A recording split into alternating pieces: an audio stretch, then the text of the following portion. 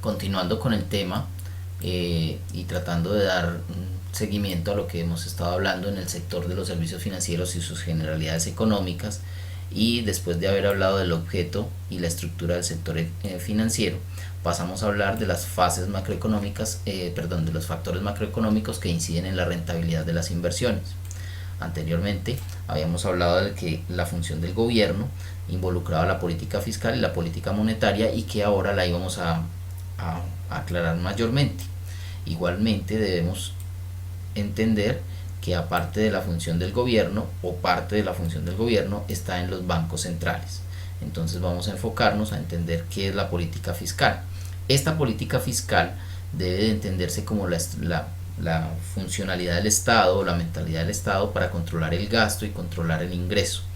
Entonces esa política puede ser discrecional, pasiva, neutra, expansionista, contractiva, y esto se resume en... Cuando hablamos de una política fiscal discrecional o proactiva, es cuando el Estado utiliza políticas encaminadas a estimular o bien a restringir la demanda, o sea, el consumo de su población. En el primer caso hablamos de una política fiscal expansionista porque está encaminada a estimular la demanda, mientras que en el segundo caso hablamos de una política fiscal restrictiva porque lo que busca, por el contrario, sería restringir la demanda. El enfoque pasivo de una política fiscal es en el que el gasto en temas tales como los pagos de la seguridad social aumenta automáticamente, y los ingresos fiscales, es decir, los dineros que le entran al Estado, disminuyen a medida que el ciclo económico entra en recesión. Esto es lo que se conoce en algunos campos económicos como estabilizadores económicos incorporados. También hablábamos de que la política fiscal gubernamental puede ser neutra, expansionista o contractiva. Cuando hablamos de una posición neutra, implica que el gobierno opera un presupuesto equilibrado en el que los gastos se financian en su totalidad por los ingresos fiscales, y el efecto general del presupuesto del Estado es un efecto neutro sobre la economía, ni incide en la demanda ni incide en el gasto.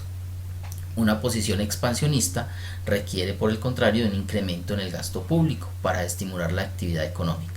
Este incremento que haría el Estado del gasto público, haciendo obras públicas o incrementando su burocracia, se financia por medio del endeudamiento o creando un déficit presupuestario más grande. Y la política contractiva o restrictiva ocurre cuando un gobierno busca reducir el nivel de actividad económica al subir los impuestos o reducir el gasto público. Es importante que tengamos en cuenta que la política fiscal no solamente puede tener estas consideraciones, sino que aparte de eso debemos tener en mente que la aplicación de una política fiscal puede traer no siempre beneficios, y puede traer, por el contrario, problemas asociados. Problemas asociados como cuáles, como los desfases o retrasos temporales. ¿Qué significa eso? Que el tiempo de respuesta o el tiempo de aplicación de la política fiscal no fue el apropiado o no fue el que debió haber sido, y por el contrario, antes de causar una estabilización en la economía, lo que hizo fue una desestabilización. Y esto puede crear un excesivo intento de control de la demanda, por ejemplo. El efecto de exclusión. ¿Qué significa el efecto de exclusión? Significa que la política fiscal expansionista con emisiones de deuda pública podría producir una espiral en la subida de los tipos de interés, es decir, que podría subir los intereses que se manejan al interior de la economía, y esto provocaría una erosión o un desgaste en las inversiones que puedan estar haciendo el sector privado, y esto haría un efecto negativo sobre la demanda al final en la economía. Y el otro problema asociado a lo que podría causar una política fiscal son tipos impositivos más altos. ¿Qué significa eso? Que de pronto la implementación de una política expansiva lo que podría ocasionar es una imposición de una carga fiscal más alta hacia el futuro, dado que los dineros que se requieran para poder hacer esa inversión que una política fiscal requeriría generaría más impuestos para el Estado, más tributos que requeriría el Estado. Pasando al tema de la política monetaria, pues debemos entender que la política monetaria que busca controlar tres cosas fundamentalmente: el costo del dinero mediante las tasas de interés, que lo vemos también aquí en el mapa conceptual cuando decimos que uno de los factores macroeconómicos es que es el manejo de la tasa de interés, que normalmente esto es una política empleada por los bancos centrales para influir en el desarrollo de la economía. Otro de los controles que genera la política monetaria es la disponibilidad de dinero en el mercado. La política monetaria es cuando el Banco Central define cuál debe de ser el encaje, lo que se denomina el encaje bancario, para que el dinero circule en la economía y por tanto exista una mayor oferta de dinero en la economía. Digamos que estos son los tres grandes factores que se procuran tener en las generalidades económicas del sector financiero. Por último, en la parte de la función del gobierno y de los bancos centrales está como tal el Banco Central. Que ¿cuáles funciones tiene el Banco Central? Tiene ser el banco de los bancos, de todos los bancos de la nación en la que está ese Banco Central. Diríamos entonces que nuestro Banco de la República es el banco de los diferentes bancos que tenemos en nuestra economía. Ser el banco del gobierno, ser el que gestiona la deuda pública, y por eso por aquí hablábamos anteriormente acerca de, mirábamos por acá y decíamos que existía gestión de carteras y que teníamos fondos soberanos y que son los fondos de la nación, y gestión de cartera, hablábamos de poder invertir en dineros de renta fija, ¿sí? Y eso es los bonos y los CDTs. También está la función del Banco Central como regulador del sistema bancario interno, o sea, regulador de los diferentes bancos, fijar los tipos de interés, que ya lo veíamos acá, mantener las reservas de la nación, tanto en dólares o en divisas, perdón, o en recursos fuera de la nación, ofrecer protección a los depósitos bancarios del público, controlar la oferta monetaria y emitir billetes en monedas. Diríamos que esas son las funciones que, dentro de los factores macroeconómicos que inciden en la rentabilidad de la inversión, el Banco Central debo de considerar que maneja.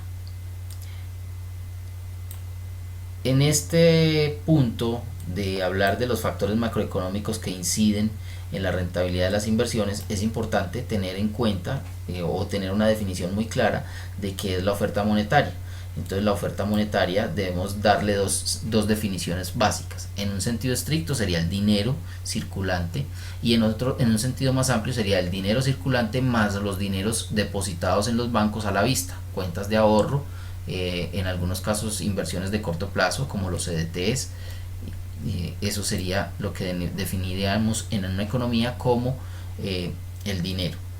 Hay que tener en cuenta que también influye la inflación, que la inflación es por un mayor valor de los costos, o se puede dar también por una mayor demanda. También es importante que, contrario a la inflación, existe la deflación, y esa deflación debemos hablar de estanflación y debemos hablar de desinflación. La desinflación es un estado intermedio, es decir, cuando se produce una reducción de la tasa de inflación, los precios seguirán aumentando y los gobiernos pueden desear estos periodos con el fin de reducir la inflación en un rango aceptable. Pero ¿qué es la estanflación?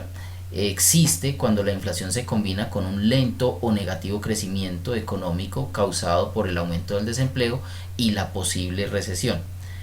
Hace rato no tenemos una situación de esas en la economía mundial, pero en 1970 ocurrió cuando los precios mundiales del petróleo aumentaron de manera espectacular, y no solo dio lugar a fuertes subidas de la inflación en los países desarrollados, sino que también trajo una reducción de la actividad económica.